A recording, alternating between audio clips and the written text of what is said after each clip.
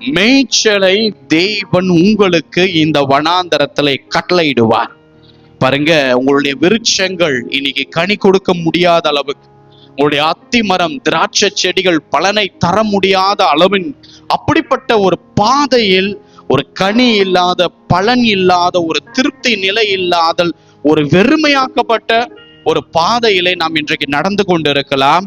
நான் இயேசுவின் நாமத்துல சொல்லுகிறேன், நாம் இப்பொழுதுதான் மகிழ்ந்து களி கூற வேண்டும். ஹல்லேலூயா. எத்தனை பேர் கர்த்தருக்குள் உங்களை திடப்படுத்தி கொள்ள விரும்புறீங்க?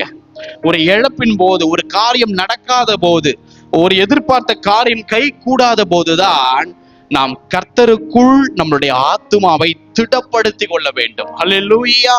அந்த நேரம் தான் நாம் அவரை அதிகமாய் நெருங்கி ஜீவிக்கிற ஒரு வாழ்க்கையின் தருணத்துக்குள்ளாய் வர வேண்டும். காரணம் என்னவென்றால், அவர் நினைத்தால் பெரிய காரியங்களை நம்முடைய வாழ்க்கையிலே செய்ய முடியும். விசுவாசம் இருக்கா? ஹல்லேலூயா. அவர் நினைத்தார் என்றால் ஒரு முன் மாறியையும் ஒரு பின் மாறியையும் வருஷிக்க வைக்க தேவனால் முடியும்.